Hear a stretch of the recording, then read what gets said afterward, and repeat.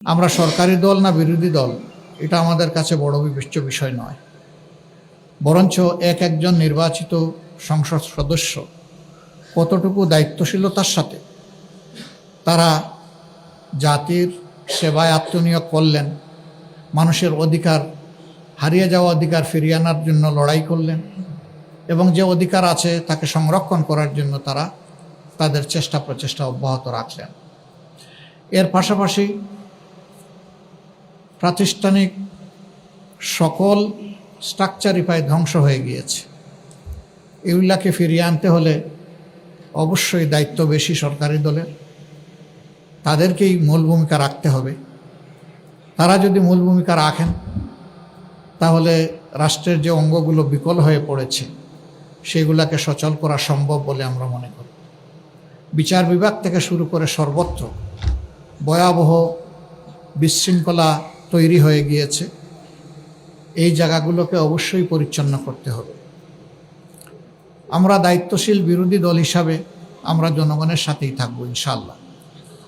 জনস্বার্থ সংরক্ষণ, দেশের স্বার্থ সংরক্ষণ হবে আমাদের মূল দায়িত্ব।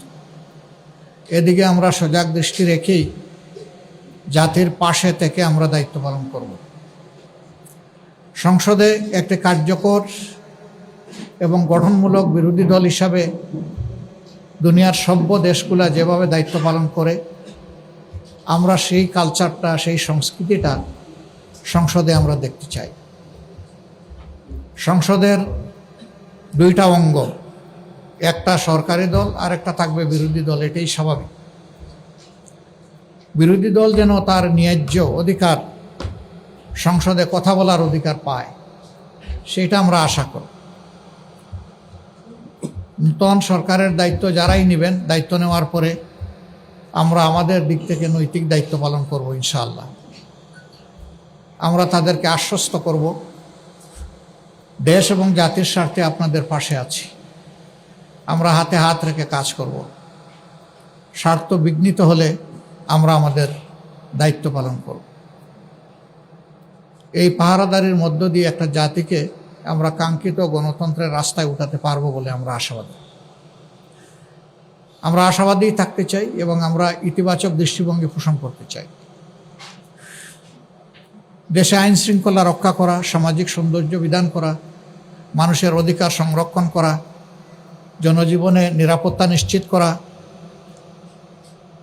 এবং জনগণ যে বিভিন্ন সিন্ডিকেটের কবলে পড়ে অতিষ্ঠ, সেগুলা থেকে বের করে আমরা আনতে পারবো যদি সরকারি দল আন্তরিকতার সাথে উদ্যোগ গ্রহণ করেন এবং আমরা সেই ক্ষেত্রে সহযোগিতা করব, আমরা আশ্বাস দিচ্ছি। এই সার্বিক বিশৃঙ্খলা থেকে জাতিকে বের করে আনা এবং জুলাইয়ের যে আকাঙ্ক্ষা, জুলাই আকাঙ্ক্ষার প্রেক্ষাপটে আমরা আমাদের দায়িত্ব পালন করব। আমরা অতীতেও বারবার জুলাই শহীদদের প্রতি গভীর শ্রদ্ধা নিবেদন করেছি, জুলাই যোদ্ধাদের প্রতি শ্রদ্ধা নিবেদন করছি। আজকে আরেকবার জাতীয় সংসদের কার্যক্রম ইনশাআল্লাহ আগামীকাল থেকে শুরু হওয়ার কথা, আমরা আরেকবার তাদেরকে গভীর শ্রদ্ধায় স্মরণ করছি এবং যারা চলে গেছেন আল্লাহর দরবারে তাদের জন্য শাহাদাত কামনা করছি। আর যারা আহত পঙ্গু হয়ে বেঁচে আছেন মহান মাবুদের দরবারে, মহান রবের দরবারে তাদের জন্য সুস্থতা কামনা করছি। পুরা জাতি কার্যত জুলাইয়ে যুদ্ধ করেছে। জাতির এই অবদানকে স্মরণ রেখে যদি সংসদ পরিচালিত হয়, আমরা বিশ্বাস করি এই সংসদ জনগণের প্রত্যাশা পূরণে সক্ষম হবে ইনশাআল্লাহ। কিন্তু যদি জুলাই আকাঙ্ক্ষাকে আমরা ভুলে যাই তাহলে এই জাতির ভাগ্যে বারবার জুলাই ফিরে আসতে পারে। আমরা এটা চাই না। আমরা চাই যে জুলাই যে কারণে ফিরে এসেছে এই কারণটা যেন আর দ্বিতীয়বার তৈরি না হয়। আমরা এখন যে দেশটা, স্বাধীন দেশটা আল্লাহর মেহেরবানিতে পেয়েছি, এটি একসময় পাকিস্তানের অংশ ছিল। 47-এ যারা যুদ্ধ করে সংগ্রাম করে পাকিস্তান তৈরি করেছিলেন তারা অনেক ভালো কথা বলেছিলেন, কিন্তু সেই ভালো কথার প্রতিফলন জনগণ দেখেনি। তারপরেও 47 যে পূর্ব পাকিস্তান ছিল এটাই বর্তমান বাংলাদেশের সীমানা।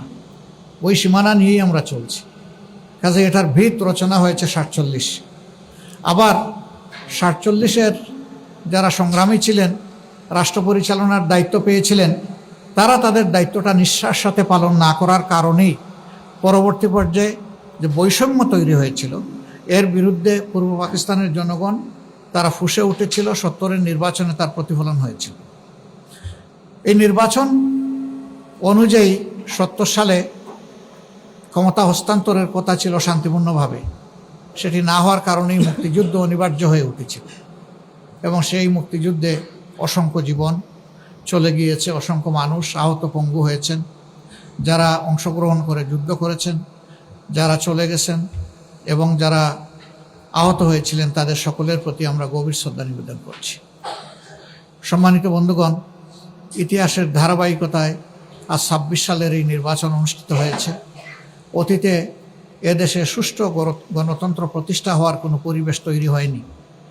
আমরা আশা করি যে আমাদের সমবেত প্রচেষ্টায় সরকারি দল বিরোধী দল মিলে আমরা যদি দায়িত্বশীল আচরণ করি, জাতির প্রতি যদি আমরা দায়বদ্ধতা নিয়ে কাজ করি, তাহলে গণতন্ত্র তার প্রাতিষ্ঠানিক রূপ পাবে ইনশাআল্লাহ। এর কোনো বিকল্প আপাতত নেই, আমাদেরকে সেদিকেই ফিরে যেতে হবে। তবে হ্যাঁ, এই পরিবেশ ফিরিয়ে আনা খুব সহজ বিষয় নয়, অনেক চ্যালেঞ্জ আছে এর সামনে, আমরা বুঝি। চ্যালেঞ্জ যাই থাকুক আমরা মনে করি এটা অর্জনযোগ্য। যদি আমাদের আন্তরিকতা উভয়ের থাকে তাহলে আমরা পারবো ইনশাআল্লাহ।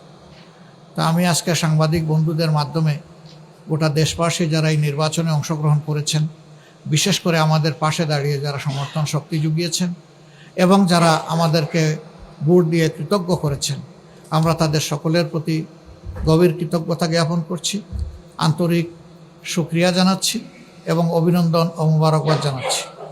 আমরা যে দেশবাসী প্রত্যাশা নিয়ে আমাদের পাশে দাঁড়িয়েছিলেন, নির্বাচনের ফলাফলে তার পূর্ণ প্রতিফলন হোক কিংবা না হোক, আমরা সেই দেশবাসীকে কথা দিচ্ছি, নির্বাচনের আগে যত কথা আমরা আপনাদেরকে বলেছি, একটা বিরোধী দল হিসাবে আমাদের নিজের অবস্থান থেকে তার যতটুকু সর্বোচ্চ পালন করা সম্ভব, বাস্তবায়ন করা সম্ভব, আমরা সেই ব্যাপারে ইনশাআল্লাহ প্রতিশ্রুতিবদ্ধ।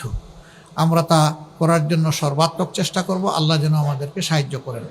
সেই ক্ষেত্রে আমরা প্রিয় দেশবাসীরও সহযোগিতা কামনা করি। দেশবাসী, আপনারা ছিলেন আমাদের পাশে, আমরা আছি আপনাদের পাশে। আমরা আপনাদেরকে ছেড়ে কোথাও যাব না। সুদিনে দুর্দিনে যাই আসুক, আমরা দেশবাসীর সাথে থাকবো ইনশাআল্লাহ। আল্লাহ তাআলা আমাদের সহায় হন এবং আগামীকাল থেকে যে নতুন অধ্যায়ের সূচনা হচ্ছে, এটা দেশের জন্য কল্যাণ বয়ে আনুক, নতুন দ্বারা সুস্থ রাজনীতির বিকাশ ঘটুক এবং মানুষের জীবনে শান্তি এবং নিরাপত্তা ফিরে আসুক। আমাদের যুবকদের প্রত্যাশা পূরণ হোক, তাদের হাতে হাতে কাজ তুলে দেওয়ার জন্য রাষ্ট্র যেন পদক্ষেপ নেয়, সেই পদক্ষেপের আমরাও গর্বিত অংশীদার হতে চাই। আল্লাহ হাফিজ। বাংলাদেশ জিন্দাবাদ। বাংলাদেশ জামাত ইসলামী জিন্দাবাদ। না, কোনো প্রশ্ন আজকে নেব না।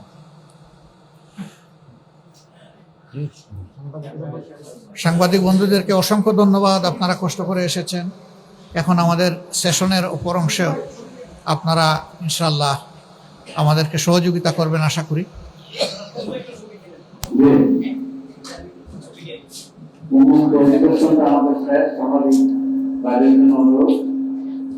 আপনারা